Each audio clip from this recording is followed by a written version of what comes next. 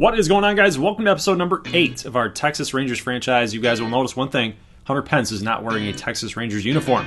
He has been traded to the New York Mets for closing pitcher Josh Torres. Now look at that four-seam fastball. Hitting 98. That's a max, right? He is a current pitcher in the Mets organization. And I like this guy because when you look at his statistics on Fangraphs, in 2018 for the Mets AA system, he had 45 innings and a 45 and a third inning pitch with an 11.5 K per nine.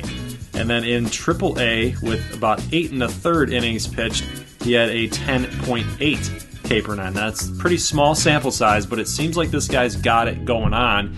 And I feel like him being 24 years old, and he's a pretty decent overall right now. He's got that B potential. He could turn into something at the back end of maybe a AAA type of closing pitcher, maybe a guy that gets the call up in September that helps us with a playoff push. And if he turns into something, then it's going to be really good for us in the long haul. So you guys will notice there, that's the 40-man roster going into September. We are now in September, and we're going to be taking on the Detroit Tigers in the gameplay here. You guys will see, and take a look at these records. I mean, what is happening right here? The Yankees are like 105 wins, and the Blue Jays are already over 100 losses in September. Like, this is getting completely crazy in a 2019 regular season. The Red Sox are 96-41, and they're not even close to even challenging New York for the American League East Division title. They're in the wild card race right now. Phillies 79-58, leading the way there. The Cardinals are 77-60, only 4 games ahead of the Cubs. So that rivalry is taking on a whole new meaning in this season. And then the Dodgers and Rockies kind of duking it out there for NL West supremacy. Nationals and Rockies are your wild card contestants there. Your contenders, I should say. So we have a home date against the Detroit Tigers, the 35-72 Detroit Tigers. So they're not having a good year by any stretch of the imagination. And we're kind of having that so-so season, kind of up, kind of down a little bit. We've had a couple of nice winning streaks during the year. I think the Joey Gallo production with Odor and Andrews is really helping, something that I didn't really anticipate in this franchise series whatsoever. So it's really nice that they're doing some things, and you guys can see they have stuck around. They are still in Ranger Blue, and so is Mike Minor, who's going to induce the double play on Nick Castellanos as Odor and Andrews team up for the double play situation there. So you guys will have to ask yourselves, Gold, why did you not trade Mike Minor? Well, the answer to that would be that I think he's a good enough pitcher to stick with the organization, and we can move forward with a type of guy like that. Now, if we address starting pitcher to kind of push him down from being our ace and being a number 3 guy, could you imagine Mike Minor doing some good things at the number 3 spot? He's already doing good things in real life as the number 1. What if we stuck him at number 2 or number 3? I mean, he's going up against the opponent's number 2 and number 3 starters, and I kind of like those odds. You guys can see in the bottom of the first, we don't really do a whole lot with our opportunity against Tyson Ross, who has struggled this season with a 5.3 ERA, and he's 2-9. So we need to attack him. We need to start scoring some runs and not giving up solo shots to Miguel Cabrera all night long. That's his first at-bat of the game. He's going to launch that dinger in the solo variety, and we see a fly ball. Oh, what a catch, though. Mazara was in that situation where he's like, do I just let it fall as a foul ball, or do I make the catch and potentially have a sac fly on our hands? But regardless, it's not going to work out for Detroit as we get Grayson Griner to pop out in foul territory as Jeff Mathis makes the catch in foul territory. So next up, we have Joey Gallo coming up to bat here in the bottom of the second. Only 13 pitches thrown by Tyson Ross, and this first one to Gallo is long and it's deep. 390, going back. Going far. Going gone. Joey Gallo, solo shot. Oppo Taco, his 33rd on the season, and this game is tied. 102 mile an hour exit velocity, so that one got out in a hurry. And just take a look at it again. I mean, that's a beautiful swing. And, it's pretty cool to see Joey Gallo going the other way. They're putting the shift on him with nobody on, and he just says, nah, I'll go the other way and hit it for a blast. Love it. So 1-1 game here, and then we have a base hit by Josh Fuentes up the middle. He does that a lot. I'm trying to get used to his his hitting. And then we see a stolen base attempt by Fuentes with that 60 speed. Dude, what are you doing? You can't steal. You can't steal. He's going to get caught as Grayson Greiner throws him out. And then Guzman is going to check swing, and he can't hold it for strike 3. So we're going to go to the top of the third. And, ooh, nice play there by Josh Fuentes. So even if he's not hitting and doing offensive-minded things, at least he's got a good enough glove to stick over there at third base. And here's Jeff Mathis, hitting this baseball right over the top of Christian Stewart's head, going all the way to the wall, and he's going to challenge his arm and go into second base as Miguel Cabrera backs that up, but it's not going to be in time. So still 1-1 game here, and DeShields is going to lay down a bunt. Interesting call against Tyson Ross, who's got a 5 ERA. You're going to bunt. Interesting. Well, I mean, I can't argue with the strategy there because Shin-Soo Choo is a really good hitter. You know, he's hitting about 270, 280 right now for us, and he's having a good season. So if you want to trust somebody to get a sac fly for you, he can do it. So I like that call. We're going to take the lead, though, on that sacrifice fly, so it ended up working out. Josh Fuentes is going to come up with a nice throw to get Miguel Cabrera out. And, you know, I hope that his bat starts to come around next season. I don't think it doesn't look like it's going to work out this year. He's hitting about 200 right now. But if he can use that defense and that glove, I think it's going to be a good thing for him moving into next season. So you guys can see the Road to the Show report. We have Jose Trevino hitting 444, having a pretty good last 10 games. And then Tyler Frank, our recently acquired player from the Tampa Bay Rays in one of our trades, Jet Bandy and Nolan Fontana, moving over to Tampa Bay for a couple of prospects. And you guys, if you haven't seen that one, that's in the last episode number 7. So it's actually kind of cool to see how one of our guys that, you know, we've done some extensive scouting on is actually performing. And, you know, it's a good sign. It's a good sign. But Mike Minor here with already a runner on second base. That's Josh Harrison. And we see Jordy Mercer going to come up with a base hit. Gallo does his best to try to get it back in to home. Mathis cannot get it in time in order to apply the tag on Harrison. So Detroit ties it up 2-2.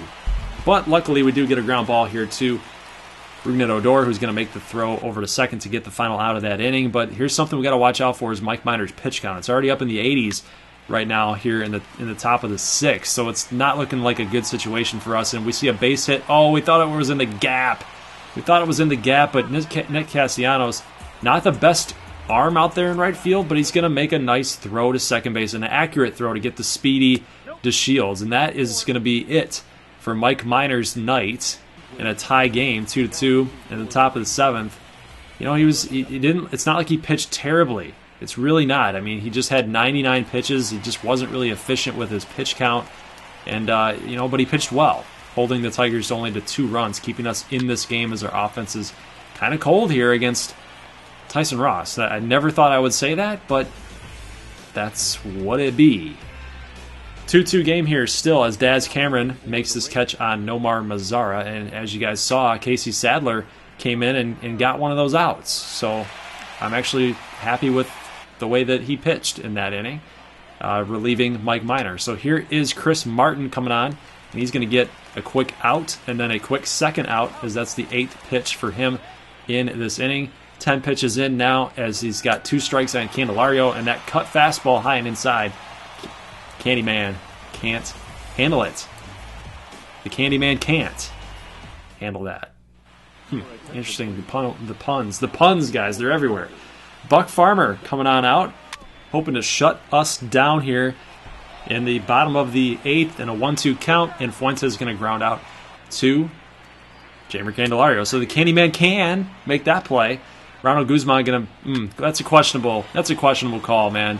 High and outside like that, I don't know. I'm not sure that caught the strike zone, but he's not going to get the call for him. So Buck Farmer comes out and gets the inning cleaned up for the Tigers. And we're going to go to the top of the 9th with Chris Rusin coming on out, one of our newly acquired players here. And he's actually pitched really well for us down this stretch this fall.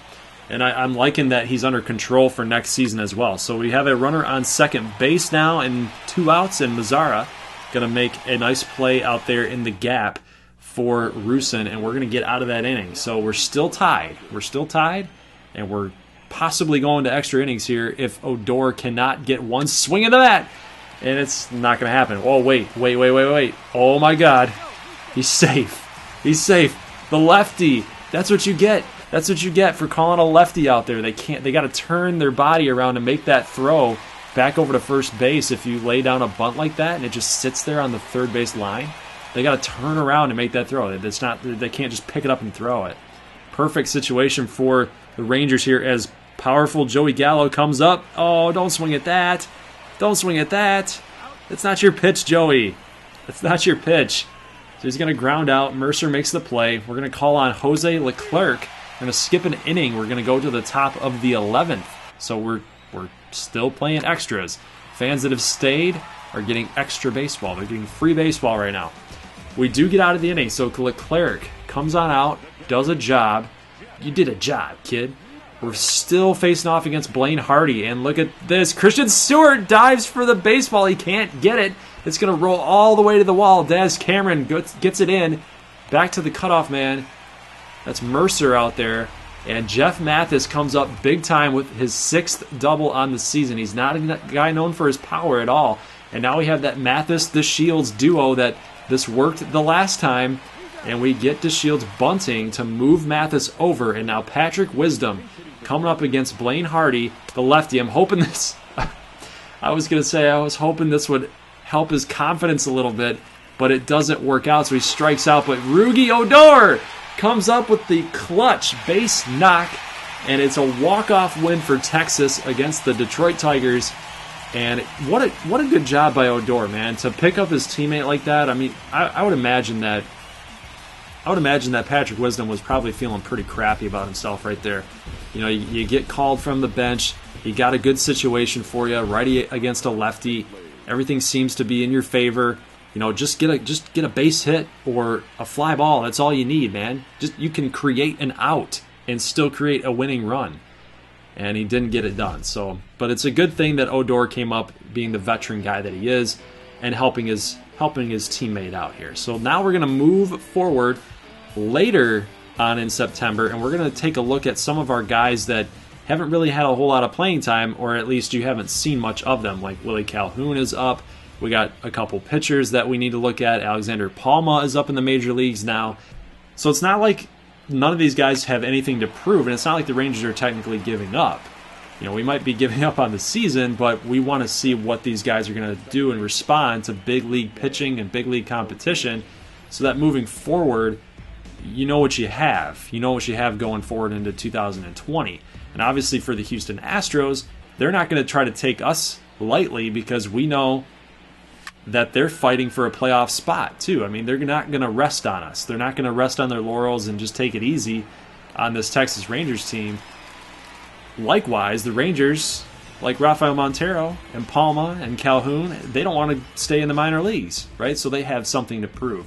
So it's still a highly competitive game here, even in September, when one team is out of it and the other team is not. And we can see that Rafael Montero is getting the start here tonight against this hard-hitting Houston Astro lineup.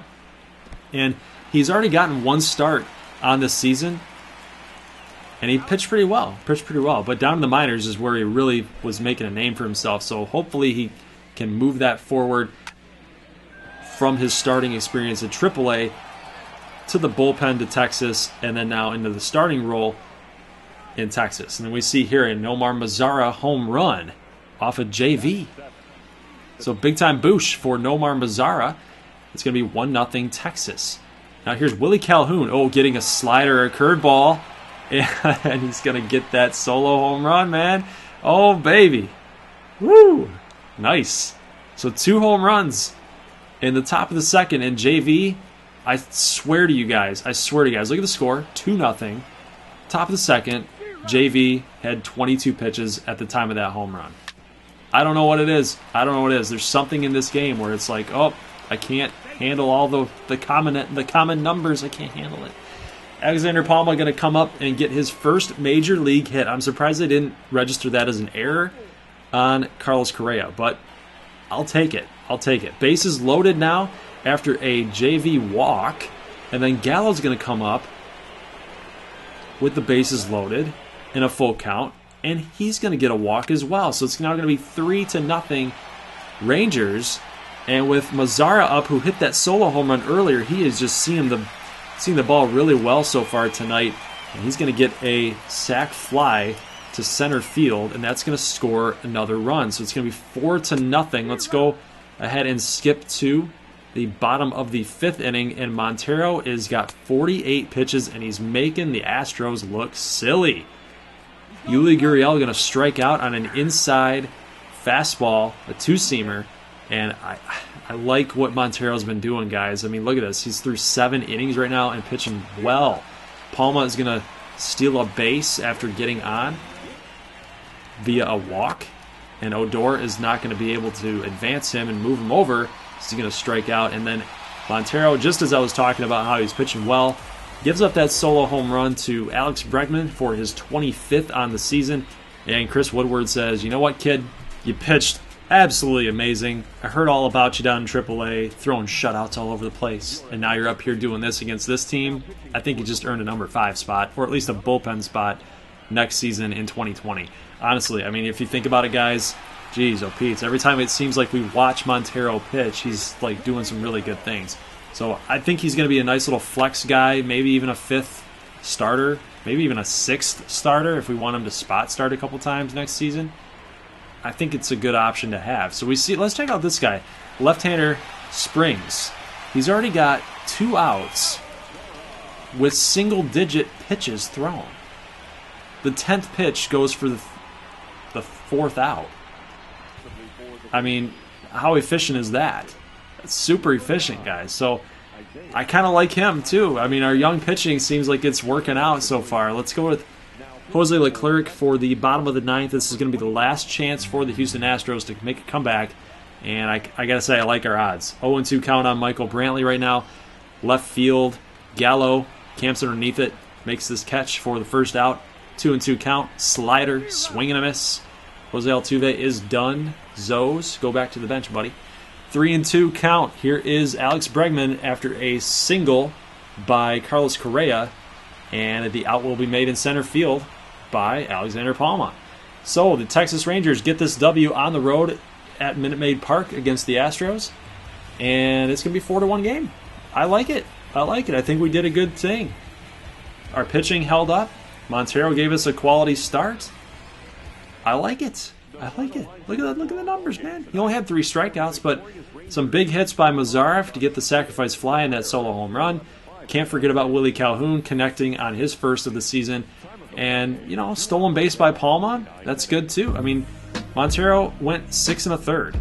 So you can't do any better than that with a quality start against this Astros team. Like I said, who again, scratching and clawing to get in that playoff mix. So it wasn't like they were giving up. It wasn't like they were laying down for us. I mean, they had something to play for too. And let's check this out. 121 and 41. We're at the end of the season. And the Yankees just won 121 games. You guys realize that that's the record, right? That's the record. The 1906 Chicago Cubs had 116 wins, and then the 2001 Seattle Mariners tied that with 116 wins as well. There were 10 more games played for the Seattle Mariners versus what the Cubs had in 1906, but the point still remains: a win is a win is a win, and the Yankees just beat that record by 5 games. 121 wins with 41 losses. That's insane. That's absolutely insane. Man, okay, well, we're going to check out the end of season statistics. Now, keep in mind that when you guys see actual minor leaguers, when they got called up to September, it's only showing you the major league numbers that they had. And for some guys that didn't get the call up, that stayed in AA or AAA, their playoff numbers are also being looked at here too. So you guys can see like Adrian Sampson, nothing because he's at the major league level. Taylor Hearn, skipped over him, but AAA level, said nothing. We got Cole Ragans at single A, wasn't going to give you anything anyway. Let's see Tyler Pill. Let's see a couple of relief pitchers here. Now, when you see Matt Bush, it's not going to say anything, but regardless, let's just talk about the players you see on the screen here. So Chris Rusin with a 189. Like it, love it. I'm liking what he's going to bring to us. And there's Matt Bush with zeros across the board because of the end of the regular season and the playoffs. And then, rest of the relief pitching there, it's okay. It's okay. It's decent. We need to do a little bit better of a job acquiring some relief pitchers, and I think we started that process already with Cody Anderson and Rafael Montero getting the call up. Again, he might be able to start for us at the number 5, be the number 6 guy or something, that spot starter type of guy, or just be a part of the bullpen. Could be an option. Joey Gallo, you guys are right. At least in this game, he does a lot of good things. 343 OBP. That's what I'm talking about. That's what I want to see. 343. Those are good numbers. But the strikeouts, I hate the strikeouts. I hate them. Had over 100 walks, which, you know what? That's good. That's really good. So Joey Gallo is here to stay. I've made up my mind. He's here to stay. Rougned Odor, then 262. If we look at his numbers too, he had a good year too. 332. That's a lot of twos that I just said right there. But the point remains, 26 home runs, 126 strikeouts, but that's not as many as he had in 2017 where he hit 204. Right? So some good things by Rougned Odor. He's already up to an 86, so the potential is there. He's working through it. I think he's just now on the precipice of making a big-time impact for us in 2020. Maybe 2021 as well when he starts hitting his prime. It could happen for him. So I think he's going to be a nice building block to build around as we head into the offseason. Josh Fuentes up to a 72 overall. That's really nice to see because he's got that C potential, which means he's not likely to keep growing. But he finished the year at 198. And like I said to you guys before, I was talking about him. I hope that in 2020 it kind of clears his head. He can work with the Texas Rangers organization and try to help him progress and get better in the cage, and because that's what he really needs to work on. Defense, I think he's fine, but offense, I think he needs to do some things. He's got a really good swing. You guys saw that in the scouting profile there when we broke down his swing. I think that he's going to be a good one. He just needs a little bit more work. Elvis Andrus, 22 home runs. That's one of his better seasons power-wise, so it's interesting to see that he was able to produce like that. Maybe that's because he was hitting the number 3 hole a lot this season. I'm not sure. But when we look at Shin-Soo Choo, 66 overall right now. He's got that B potential, but it's starting to go downward as he's 36 years old. So it's seeming more and more likely that Willie Calhoun is going to get the call-up and be that designated hitter and kind of take that spot away from him. I think that that's ultimately what's going to end up happening. But, because he's tied right now. He's tied in overall, and he's got A potential. He's younger. He's 12 years younger. It's almost like you just got to do it. You have to give him the job of designated hitter next year. Does the same thing that Choo is going to do. Hits left-handed. Not really a great fielder. So he's kind of has to play designated hitter. Let's go look at the end of season statistics. Zach Cozart hitting 326. Carlos Correa hitting 320. And then JD Martinez also tying that mark at 320. Gene Segura, Gleyber Torres. Some really good hitters up on that board. Andrelton Simmons had 211 hits. JD also tied that mark with 211 as well. Gene Segura, 206. Wow. So it's really good numbers right there. Elvis Andrus, 171, so he was in the top 15. D. Gordon, 53 stolen bases. Whit Merrifield's up there with 45. Mookie Betts as well. Mitch Haniger had 10 triples. And this is surprising to me. Joey Gallo somehow, some way got 7 triples. Where could he have done that? I don't know. Maybe it was all because of the power. He's hitting things off the wall so hard. The fielders have to go trace it. Have to go trace the bounce back, I guess. But he had 43 home runs. That was number 2 in all of the American League, right behind JD Martinez, who had 54 home runs with 157 ribbies. Just crazy. JD. It's crazy because people, they might not believe me, but when he was in Houston, I can tell you guys this. When I watched him the first time that he took his swings in Houston, I'm like, dude, this guy's going to be pretty good. He's going to be really good. And then he got cut. He got released. And then Detroit signed him. I'm like, holy crap. The Tigers, Dombrowski, he sees something in this guy. Love it. I love it.